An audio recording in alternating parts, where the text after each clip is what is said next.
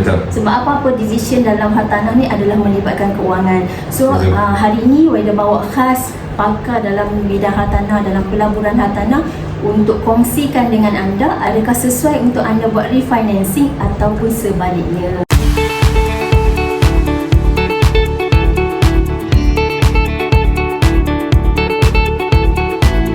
Hai, hello, Assalamualaikum. Okey, untuk topik hari ni Waida nak bercakapkan berkenaan dengan refinancing. So bersama Waida hari ni adalah mentor hartanah yang dah 20 tahun ke 21 Alhamdulillah, tahun ni genap 20 tahun. Saya beli hartanah pertama invest 2003.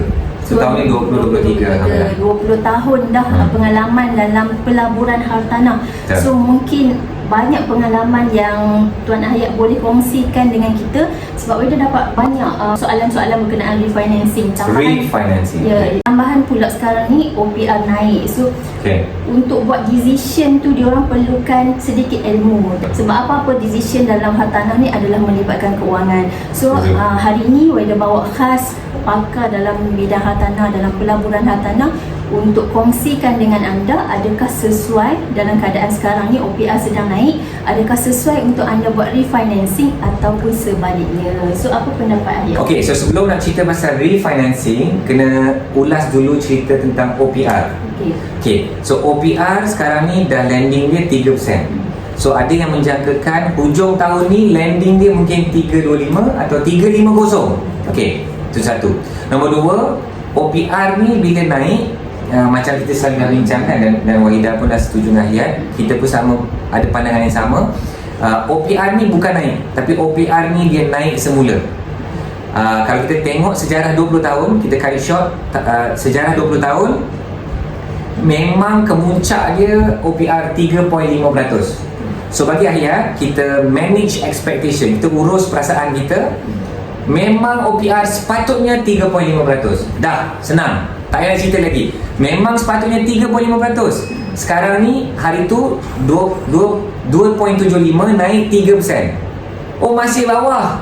So naik lagi 3.25. Masih bawah. Oh, naik lagi 3.5. Oh, dah kembali pada asalnya. So yang itu kita dah boleh tutuplah cerita tu kan, insya-Allah lah. Berkenaan dengan OPR turun tu, itu adalah peluang kan, itu adalah peluang bagi orang yang nak memiliki hartanah pertama. Betul. Tapi jangan pandang OPR tu akan kekal. So kita kena letak mindset 3.50 tu sebagai letaklah benchmark lah. Tapi memang kita tak nafikan, kerana OPR naik, kadar keuntungan bank pun naik, dan bayaran dan komitmen bulanan pun naik. Sebenarnya benda ni dah selalu berlaku sebelum ini. OPR turun naik, komitmen bulanan pun turun naik, itu dah normal. Kenapa sekarang ni dia sakit? Kerana memang inflasi tinggi, harga barang pun naik, pendapatan kita pun tak naik selaju dengan kenaikan harga barang. So bila dicantumkan semua, itulah rakyat ada dalam, kalau tengok tulisan-tulisan di dalam netizen dan dalam media, rakyat sedang bergelut, dia sedang menghadapi tekanan yang sangat besar. So kita memang kena akui benda tu memang satu beban dan satu tanggungan, beban untuk rakyat biasa. OPR ni sebenarnya OPR ni memang naik turun. So kalau kita faham, hartanah ni memang bukan satu gelanggang jangka masa pendek. Pemilikan hartanah, pelaburan hartanah ni memang gelanggang dia medium to long term.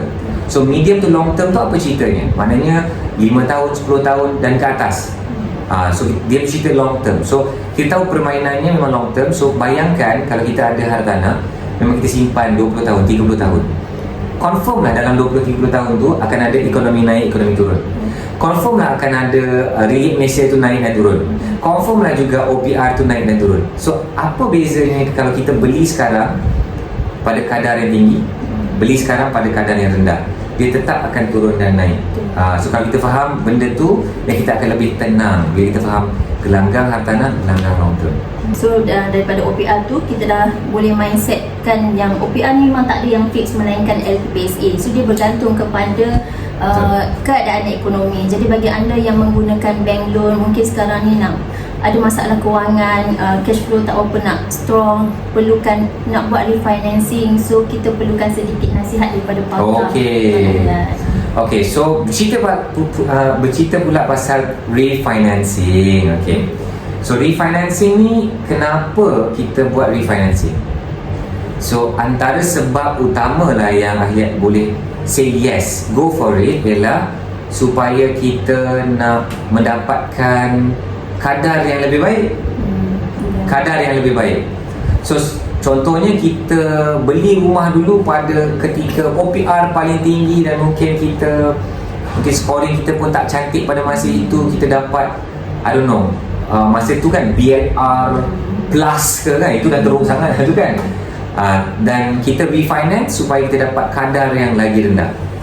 So bercerita tentang kadar yang lebih rendah dengan kadar OPR sekarang. Okay, saya dengar dari dua bank, CIMB dengan Maybank, katanya kalau scoring kita cantik, boleh dapat serendah 3.9%. 3.9% effective rate. Itu sebenarnya kalau dilihat, itu sebenarnya rendah juga tu. So katakanlah sebelum ini lebih tinggi, I don't know, 5% ke, adakah masih relevan untuk refinance untuk dapat kadar yang lebih baik?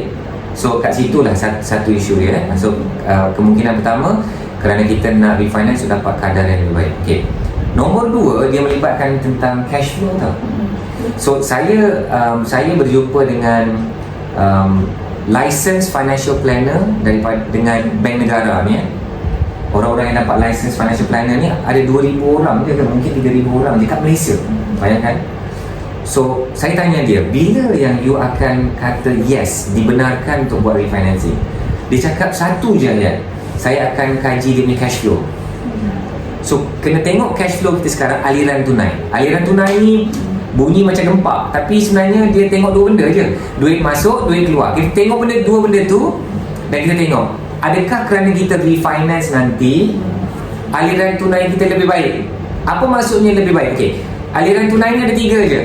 Aliran tunai kita tu ada lebih di hujung bulan, tolak duit masuk dengan duit keluar. Bila kita tolak dua benda ni, hasilnya ialah ada lebihan. Itu nombor satu. Duit masuk tolak duit keluar, dia ngam-ngam.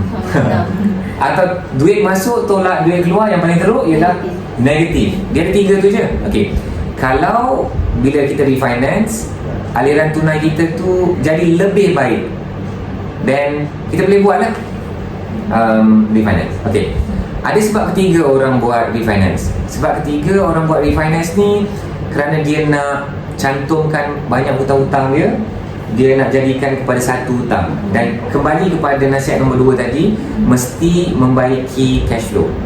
Okay, so kat sini yang Ahliat study, ramai penasihat kewangan yang macam ada 2 mazhab. Ada mazhab yang cakap boleh you combine jadi satu asalkan cash flow lebih baik.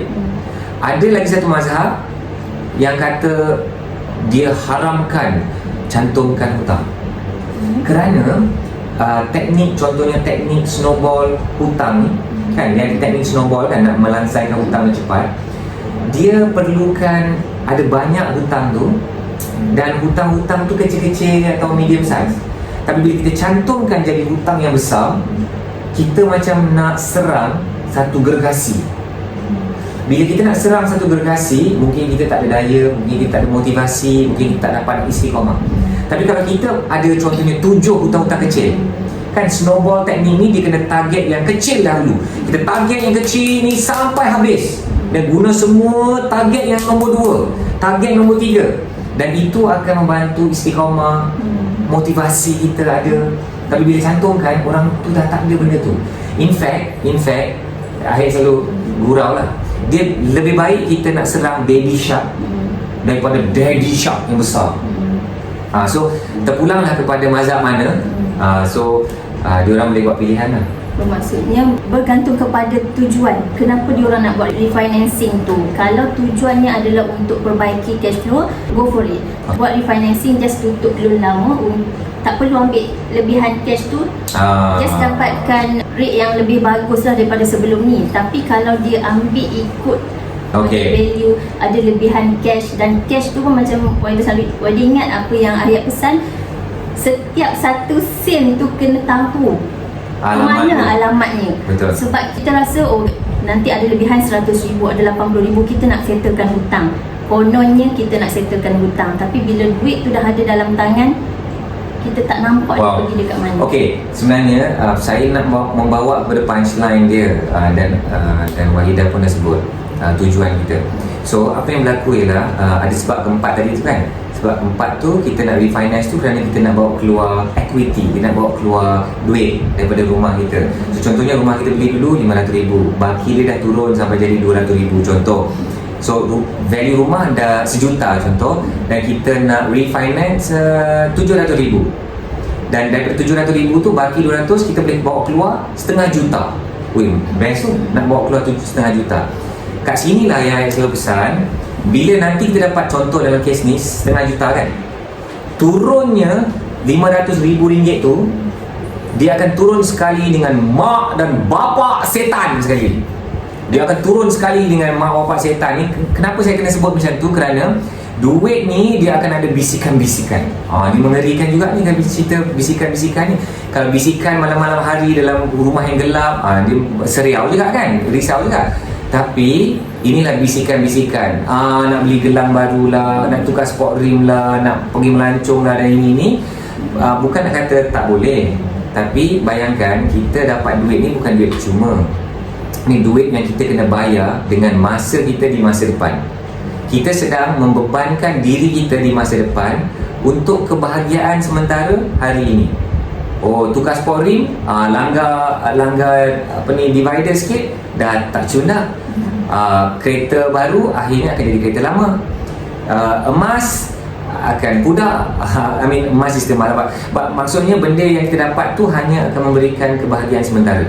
Dan kat sini yang ramai orang akan dia lebih menyesal di masa depan tu. Ayat dah lihat sangat ramai. Okey, selalunya Wahidah, kalau orang tu dah jumpa Ayat saya nak refinance, saya tanya satu soalan, and apa yang Ayat dapati lah, boleh dikatakan 8 daripada 10 orang akan kantoi daripada soalan yang pertama ni pun. So saya tanya, kenapa you nak refinance? Your question, tujuan dia. Daripada soalan ni, saya akan tengok body language dia. Body language dia selalunya mungkin muka confident dia jawab kan. Tapi sebenarnya kita tahu body language dia tak tahu tu sebenarnya tujuan sebenar dia nak refinance. Dan ini sangat-sangat mengerikan. So contohnya, ramai juga investor jumpa Ayat saya nak refinance. Kenapa dia nak refinance? Nak invest rumah lain lah. Okay, invest kat mana? Mungkin sebenarnya nak invest apa? Itulah tengah tengok lagi lah. Maknanya dia sebenarnya belum ada rancangan lagi. Saya nak you ada rancangan terperinci, nak invest kat mana, nak invest apa, berapa nak entry, berapa exit, apa ROI dia. If you can come to me and bentangkan, persembahkan, okay, Ayat saya nak beli rumah ni, saya dah jumpa ni, modal ni macam ni, dan return ni macam ni. Wow, okay. Dan kita akan study pelaburan tu. Dia sebenarnya soalan patutnya saya nak refinance tu, sebenarnya kita bukan nak jawab soalan saya patut refinance atau tidak. Sebenarnya kita kena soalkan rancangan apa yang dia nak buat dengan duit tu. Okay, yang ini yang masuk kepada sebab yang kelima, kenapa orang nak refinance. Jawapan dia ialah kerana perlu. Saya perlukan duit tu Ayat. Mak ada kecemasan kesihatan, bisnes dah nak bungkus, nak anak saya dari kecil saya doakan anak pandai, betul-betul dapat Allah makbulkan doa. Anak saya pandai, dia nak buat medik, tak ada 1 juta, macam mana nak hantar anak belajar perubatan? So refinance kerana perlu. Kat sini yang susah kita nak jawab boleh ke tidak. Tapi kena lihatlah apa yang dia nak buat. Okey, bisnes tak bagus. So bisnes you kalau you bawa keluar 500,000, adakah bisnes akan lebih maju? Ini satu kesilapan. Ramai orang contohnya nak jadikan modal. Contoh dia nak join MLM. Dia join MLM, lepas tu dia belikan terus, kan dia panggil apa? Front loading. Okey, you kena ada kaki kanan, kaki kiri, you kena tanam 30,000 sini, tanam 30,000, nanti you akan naik pangkat atau you akan mahu kan kadang-kadang benda-benda macam ni, tengok terperangkap. Dan biasa sangat student saya pun ada yang hutang 200,000, 500,000 kerana terjebak dengan MLM yang tak menjadi, dan dia refinance rumah, dia ambil personal loan untuk harapan tu. So kat situlah kena hati-hati. Seperti yang Wahidah sebut tadi, setiap ringgit ada satu ringgit ada satu alamat. So kalau ada 500,000 ringgit, ada 500,000 alamat. Maknanya kalau 10,000 tu nak pergi ke mana? So 10,000, setiap ringgit tu ada alamat. Sangat-sangat bahaya ya nak refinance ni. Dia boleh jadi satu rahmat yang besar, kalau dia jadi modal untuk kita invest lagi, atau untuk kita nak settlekan masalah-masalah dan sebagainya.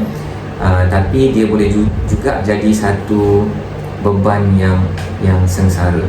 Bermaksud dekat sini, Wahidah boleh simpulkan, kita tak boleh nak bagi keputusan dekat diorang tu, sebab kita tak tahu apa perancangan pihak anda nak buat refinance tu untuk apa. Mungkin anda dah ada sebabnya sendiri, tapi anda kena kaji betul-betul sebab yang anda nak buat tu, adakah bila anda buat refinance menjadi satu solution kepada apa yang anda nak buat tu, ataupun sebaliknya. Kita tak boleh nak cakap yes sedangkan benda tu mungkin tak baik untuk pihak orang yang nak buat refinance tu kan. Jadi kalau kita kata no pun, mungkin dia dah ada perancangan yang dia tahu dia akan dapat apa.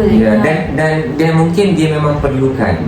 Tapi kita tak tahu kecemasan apa dan kesusahan apa yang dia tangguh. Satu nasihat, this is good yang Wahidah bagi tahu, kalau tak boleh pindah ke atas kertas secara tersusun, maksudnya kita belum ada satu rancangan yang jitu. So pindahkan segala kekhususan itu ke atas kertas, dan kita lihat, okey ni perancangan dia, ni perancangan A, duit ni aku nak buat ni, apa ni, dan kita tulis atas kertas, insyaAllah dia akan lebih nampak. Dan boleh je bincang kan dengan Wahidah, dengan tim.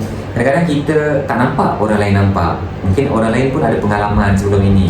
Bila kita mula berbincang tu, bersedialah untuk mendengar pendapat-pendapat orang yang mungkin tak selari dengan excitement kita. Kita nak gunakan duit ni untuk buat MLM ke, nak beli rumah lain ke, atau apa-apa. Kita tengok orang yang mendengar tu, dia tak menyaut, dia tak menyambut excitement kita. Kita kena ada orang-orang yang bukan yes man, orang-orang yang akan pertikaikan idea kita. Kena ada juga orang macam ni, supaya kita berfikir, kerana Allah hadirkan orang-orang itu mungkin untuk selamatkan kita. Mana tahu. Bercakap berkenaan dengan refinance ni, ada satu risiko yang ramai orang tak tahu dekat luar sana, pembeli-pembeli hartanah. Dia tak tahu yang bila kita refinance, adakah kita ada dana untuk lupuskan hutang tu. Bila kita dah refinance, MRTT yang ada dalam loan, MRTT asal loan kita tu dah terbatal. So bila kita buat loan baru, ketika tu kalau kita dah diuji dengan kesihatan, obesity, dah tak boleh ambil MRTT yang baru, so apa akan terjadi dengan loan baru ni? So siapa yang nak menanggung loan baru ni kalau kita tak ada perlindungan untuk pelupusan hutang? Okey, so semua orang mesti ada tabung pelupusan hutang. Berani buat hutang, kena berani urus hutang. Suka buat hutang, kena suka urus hutang. Pandai buat hutang, kena pandai urus hutang. Itulah realiti dia. Dan kita orang Islam, orang Melayu kita memang tak boleh nak meninggal dengan hutang kan. Hutang dengan manusia segala benda yang kita nak elakkan. So bila kita tambah, kita nak melupuskan hutang, tapi bila kita dah refinance tambah pula, kita menambah hutang. So jumpalah nanti Wahidah dengan tim. Mereka pun boleh menasihatkan tentang MRTT, MLTT, dua-dua pun bagus. Tapi pastikan, yang akhir nak pastikan ialah apa? Orang Melayu, orang Islam menguasai semula hartanah. Pada masa yang sama, mak ayah yang dah memiliki hartanah, pastikanlah hartanah itu boleh dilegasikan kepada anak-anak dan cucu. Jangan kita legasikan hutang kepada anak-anak cucu kita. Alah, mak ayah ni kita ni tengok dah selalu tinggalkan kita. Tengok-tengok dia memang ada rumah yang kita kena tanggung sebagai anak-anak ialah tanggung hutang. Alahai. So kita nak pastikan Al-Wahidah dia ada teknik formula tukar hutang jadi harta. Betul juga. Saya pun tak nampak angle. Terima kasih Wahidah kena ingatkan. Bila kita refinance, memang kita akan, kalau refinance yang untuk tujuan menambah hutang, so kita kena tambahkan perlindungan takaful kita, MRTT kita pun kena pastikan terurus dengan baik. nak refinance ni bukan benda yang kita boleh buat sesuka hati, sebab melibatkan hutang yang besar, melibatkan komitmen bulanan kita. So kena satunya kita kena tahu apa yang kita akan buat daripada duit refinance tu. Adakah keputusan kita tu nanti akan buat kita lebih baik ataupun sebaliknya. Dan kena pastikan bila kita refinance, kita kena ada dana pelupusan hutang, kena ada perlindungan takaful untuk memastikan hutang baru kita ni ada dana yang cukup untuk melupuskan. So setakat itu sahajalah untuk video kali ini. Kata-kata terakhir mungkin Tuan Ahliat untuk sebagai nasihat kepada mungkin bakal pembeli hartanah ataupun pembeli hartanah yang dah ada hartanah, nak beli hartanah kedua, nak refinance, mungkin nak beli hartanah yang seterusnya untuk pelaburan. Kata-kata terakhir. Sebenarnya sekarang inilah masa yang sesuai nak beli hartanah. Dikala ramai orang yang risau dan takut. Dan bayangkan dikala ini kita lah yang beranikan diri, kita mencari ilmu, kita mencari penasihat-penasihat yang ada, dan buatlah keputusan yang membeli hartanah dengan bijak, selamat dan menguntungkan. Saya ulang bijak, selamat dan menguntungkan. InsyaAllah kalau beli dengan bijak, selamat dan menguntungkan, of course lah kita mencipta kekayaan dengan hartanah. Dan hartanah ini adalah kuasa. You think about it dengar hartanah adalah kuasa. Dan insyaAllah kalau kita ada hartanah tu, kita ada kuasa, at least untuk diri kita sendiri, keselamatan dan security untuk diri dan keluarga. Dan Ahliat doakan anda semua akan dipermudahkan segala urusan dan dimewahkan rezeki agar memiliki hartanah di dunia. Dan hartanah yang kita paling nak ialah hartanah di syurga nanti, iaitu itulah hartanah idaman semua manusia sebenarnya, hartanah idaman di syurga yang kekal abadi. Terima kasih Tuan Ahliat kerana sudi bersama kita pada hari ini. So setakat itu saja. Assalamualaikum dan salam sejahtera.